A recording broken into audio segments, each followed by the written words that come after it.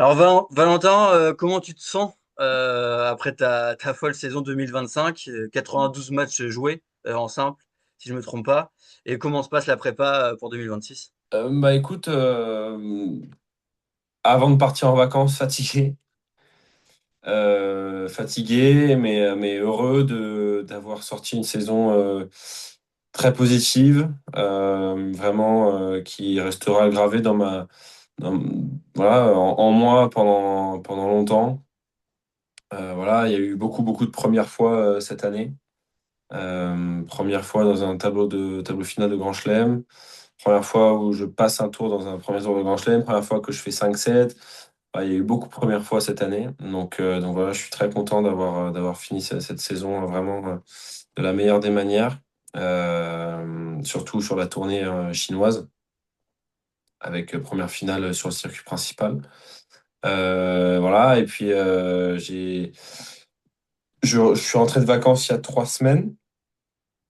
Donc il y a, ouais, ça, non, il y a 2 semaines, pardon, excuse-moi. Et donc, ouais, je suis requinqué pour aborder cette saison de la meilleure des manières. Enfin, la saison prochaine, pardon, de la meilleure des manières. Et puis voilà, bosser tout ce qu'il y a à travailler, notamment des coups, surtout le service, le retour, voilà, des coups comme ça. Enfin, voilà, je vais pas commencer à Ouais. révolutionner le tennis, hein, mais voilà, c'est des choses qui sont importantes, primordiales. Et voilà, là, je commence à être vraiment dans le vif du sujet. Et puis, j'ai hâte de commencer la saison prochaine euh, sur les cours. Donc, voilà. T'étais 209 en janvier, tu finis 57, c'est quand même complètement fou quand on y pense. Ouais, bah, c'est sûr que si on m'avait proposé ça, j'aurais signé direct, hein. Voilà, comme j'ai déjà dit, je pense pas qu'il y a eu un déclic, mais en tout cas, il y a eu vraiment. Je pense que c'est le travail acharné qui paye, quoi. C'est plein d'années de travail, notamment ces 3 dernières années qui ont fait que, avec Julien, mon entraîneur, on a vraiment bien travaillé, on a beaucoup progressé sur beaucoup de domaines, et je pense que c'est grâce à ça. Notamment aussi le fait que d'avoir un préparateur mental, un nouveau préparateur mental, je pense que ça m'a beaucoup aidé à performer dans les moments importants, là où dans les dernières années, ben voilà, j'avais un peu plus de mal. Mais voilà, cette année, je pense qu'il y a eu un peu un déclic mentalement là-dessus.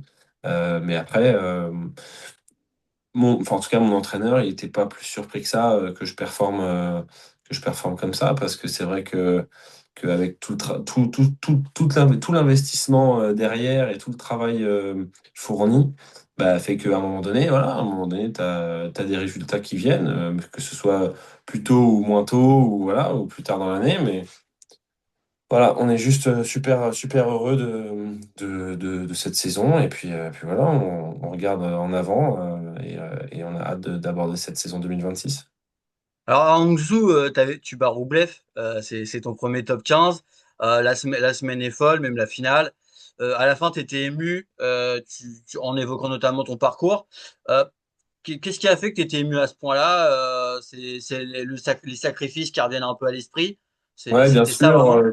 Bah ouais, bien sûr, parce que voilà, toute la semaine, j'avais un peu la tête dans le guidon. Tous les matchs se sont enchaînés tous les jours. En fait, j'avais pas vraiment de jour de repos. J'ai juste eu un jour de repos après mon deuxième tour des qualifs, quand je me qualifie. Et puis après, tous les matchs du tableau final se sont enchaînés. Donc c'est vrai que j'étais un peu dans le guidon et c'est ce qui m'a permis de performer aussi au plus haut niveau, parce que c'est vrai que t'as pas le temps de réfléchir à ce qui se passe, t'as pas le temps de réaliser. Tu joues et puis voilà, quoi. Et en fait, bah, ça m'a vraiment aidé. Et puis ouais, l'émotion à la fin de la finale, voilà, c'était beaucoup de choses qui revenaient en tête, tous les sacrifices qu'on a fait pour en arriver là, et que voilà, je me rendais enfin compte que voilà, je suis à une place dans laquelle c'est une place dont j'ai toujours rêvé depuis tout petit, d'être là, de disputer les finales de Grand Prix, enfin d'ATP sur le circuit principal. Donc ouais, c'est pas passé loin malheureusement ce jour-là, Mais, mais ouais, c'est une place que j'ai toujours rêvé d'avoir et c'est pour ça que voilà, je me sentais vraiment à ma place, quoi. Je me sentais pas du tout un alien ou vraiment je savais pas trop ce que je faisais là. Non, pour moi, j'étais à ma place et j'étais bien. Je me sentais bien là où j'étais. Et ça, c'était vraiment le, le, le, le principal, quoi. Alors, ça a été une belle année d'apprentissage. Il y a une séquence que je trouve intéressante, c'est Bâle. Après ta défaite, tu communiques sur la réseau. Donc, tu avais cassé, on va rappeler, tu casses une raquette. Et derrière, tu communiques, tu présentes tes excuses. Ça fait partie de l'apprentissage et tu tiens vraiment à l'image que tu as envie de donner aux plus jeunes. C'était vraiment ça que tu as retenu à ce Ouais. moment-là. Ouais, bien sûr. Alors après, voilà, on a tous le droit d'être énervé, de casser une raquette, voilà, de faire des choses qui sont pas exemplaires. Maintenant, c'est pas l'image que j'ai envie de transmettre aux gens et surtout aux jeunes qui peuvent me regarder et me suivre. Euh, Parce que maintenant que bah, mes matchs sont plus télévisés et plus retransmis, bah, forcément, les gens regardent. Donc, ouais, j'ai fait ce message parce que voilà, c'est pas l'image que j'ai envie de transmettre et je trouve que ça donne pas l'exemple, quoi. Donc ouais, c'est essentiellement grâce à ça. Et puis voilà, je fais aussi attention à mon image, notamment aussi par rapport au public, par rapport aux gens qui m'entourent et aux gens qui viennent me voir jouer. Et je pense que les gens quand ils viennent me voir jouer, j'ai envie en tout cas qu'ils viennent voir jouer un joueur qui voilà, qui se comporte de la bonne manière, qui joue bien au tennis et qui joue avec le public et qui est combatif. Donc voilà, c'est ça l'image que j'ai envie de, de, de transmettre et de montrer aux gens, quoi. Et est-ce que t'as senti un grand changement cette année médiatiquement? Beaucoup plus de sollicitations ou finalement ça a été? Et comment tu vis ça? Ouais, bien sûr, j'ai senti, oui, bien sûr, un changement médiatique. Il y a plus de médias qui s'intéressent à moi. Je suis plus exposé médiatiquement aussi. Donc ouais, forcément, je ne vais pas dire le contraire. Et comment j'ai géré ça? Je pense que je l'ai plutôt bien géré. Au début, je disais un peu tout ce qui me passait par la tête dans les médias, et je pense que c'est pas bon non plus. Et surtout, en fait, je le disais dans une manière où je me mettais un peu la pression en disant, voilà, maintenant je suis à tel niveau, je perds pas en dessous de tel niveau. Non, c'est pas vrai. Même si, même si peut-être je le pense, euh, c'est une pression inutile que je me mets en fait en disant ça aux médias. Donc c'est vrai que j'ai la chance de m'être entouré de bonnes personnes cette année dans ma team et qui savent voilà, me guider de la meilleure des manières pour gérer ça du mieux possible en fait. Voilà, Et c'est pas trop stressant, t'as réussi à prendre l'habitude des médias, des sollicitations. bien sûr. euh, ok. Bien sûr, ouais, tout ce qui est voilà, conférence de presse, interview, tout ça, voilà, on essaye de gérer ça de la meilleure des manières possibles. Sans que ça me prenne trop d'énergie. Mais voilà, ça fait partie du truc, hein. Ça fait partie du métier. Entre les matchs, après les matchs, enfin voilà quoi. C'est un truc qui fait partie, ça fait partie de ma vie maintenant, désormais. Donc voilà, va falloir bah, gérer ça quoi. Parce que c'est un élément dont je peux pas contrôler et c'est moi qui essaye de m'adapter à ça le mieux possible en tout cas pour essayer de dépenser le moins d'énergie et de transmettre voilà ce que j'ai envie de faire de transmettre aussi aux gens qui me regardent jouer au tennis de transmettre une bonne image de moi donc forcément il faut que j'en prenne soin. Et d'un point de vue économique, bon, tu as eu des beaux prizes. J'imagine que c'est une fierté d'arriver à un moment de son projet où on se dit, bah voilà, je récolte maintenant les fruits de mon boulot. J'imagine aussi sponsor. Tout ça, ça a dû être des grands changements pour toi et ton projet. Alors, grand changement, je dirais pas ça, parce que ça n'a pas non plus changé ma vie, hein. Certes, j'ai gagné beaucoup plus d'argent. D'ailleurs, c'est assez marrant parce que je pensais que quand j'étais petit, quand j'avais gagné beaucoup d'argent, voilà, la fame, l'argent, enfin quand on est petit, quoi, Ouais. voilà, on s'imagine des choses.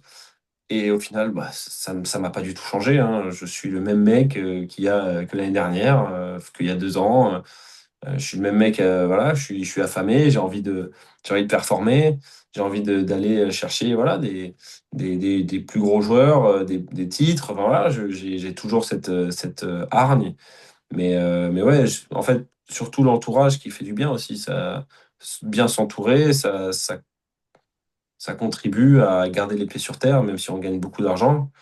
Et encore, je suis loin, loin, loin derrière les top, top, top qui font des millions à l'année, quoi. Donc ouais, et puis en fait, la chose en positif qui a changé, c'est que voilà, je peux investir plus d'argent dans ma team pour pouvoir être mieux accompagné en tournoi, voilà, de voyager dans des meilleures conditions. Voilà, c'est tout ce que ça a changé. Moi, ça n'a rien changé dans la manière dont je vois les choses et ça n'a rien changé dans ma personnalité, quoi. Et je pense que aussi, c'est une forme d'éducation d'entourage. Alors, en avril, tu confiais à Tennis Actu que le top 100, c'était l'objectif. Bon, bah, objectif atteint. En 2026, ce serait quoi que tu as envie de te fixer? Bah, comme je disais tout à l'heure, voilà, moi, je me donne pas de pression. Donc, surtout quand je parle aux médias. Donc moi, l'objectif, il est clair, c'est de rester dans le top 100, c'est de pouvoir faire une année complète sur le circuit principal. Voilà, après, comme je dis toujours, je me donne pas de limite. Donc pourquoi pas, voilà. Voilà. Moi, l'objectif principal, c'est de rester dans le top 100, de performer, de faire voilà, une année complète sur le circuit principal, dans les grands chelems, dans les tableaux de grands chelems. Ce serait déjà une année bien réussie. Tu as connu les quatre grands chelems. Tu nous disais que ça faisait partie de tes rêves. J'imagine découvrir les sites, la grandeur, ça doit être dingue. Est-ce que maintenant, tu as des rêves un peu actualisés? Tu en as d'autres qui sont venus en tête après avoir accompli cela? Bah, les rêves, c'est les mêmes, hein, c'est les mêmes que quand j'étais gosse, c'est soulever des titres du Grand Chelem. Voilà, j'en suis encore loin. Mais ouais, ça reste toujours un rêve, ça reste toujours un truc qui peut, voilà, avec le boulot, être atteignable, pourquoi pas un jour. Mais ouais, pour l'instant, euh, en fait, j'ai toujours rêvé d'avoir cette vie-là, en fait, d'être sur les grands chelems, être sur le circuit principal et côtoyer les meilleurs joueurs du monde. Donc, c'est ce qui se passe en ce moment. Donc garder ça et toujours là, bosser pour monter au classement et pour voilà, peut-être un jour faire partie des meilleurs joueurs du monde. Ce serait vraiment un objectif maintenant, plus qu'un rêve. Et tu arrives à avoir des discussions avec les meilleurs, voilà, essayer de tirer, je sais pas, des conseils ou ce genre de choses. Alors peut-être pas des conseils, mais en tout cas voilà, ça dépend avec qui, mais voilà, on se tire la bourre, voilà, on déjeune ensemble. Enfin, il n'y a pas il y a pas enfin, en tout cas, moi, j'ai pas de haine envers tel ou tel joueur. Je suis vraiment OK avec tout le monde. Donc, c'est vrai que moi, je suis dans le partage. Enfin, j'essaye en tout cas. Mais voilà, j'ai mes potes sur le tour. Et donc, ouais, ça se passe plutôt bien, quoi. On discute, mais il n'y a rien de. C'est pas, ah, tiens, je vais essayer de lui parler pour essayer de trouver un conseil de comment il a vu ça, tac, tac. Non, il n'y a pas forcément de choses comme ça, quoi. Bon, en conclusion, qu'est-ce qu'on peut te souhaiter pour ton année 2026 qui approche? Eh ben, de rester en bonne santé. De rester en bonne santé, je pense que c'est hyper important parce que, comme je disais, pour faire une saison pleine dans le circuit principal, bah, il faut rester, enfin, faut ne pas se blesser, quoi. Donc, voilà, comme on dit souvent, la santé en premier. Les bonnes résolutions 2026, c'est la santé, c'est prendre soin de mon corps parce que c'est mon petit travail. Donc voilà. Bah, écoute, on va te souhaiter le meilleur, et puis pourquoi pas un premier titre ATP après avoir frôlé l'exploit à Hangzhou. Peut-être.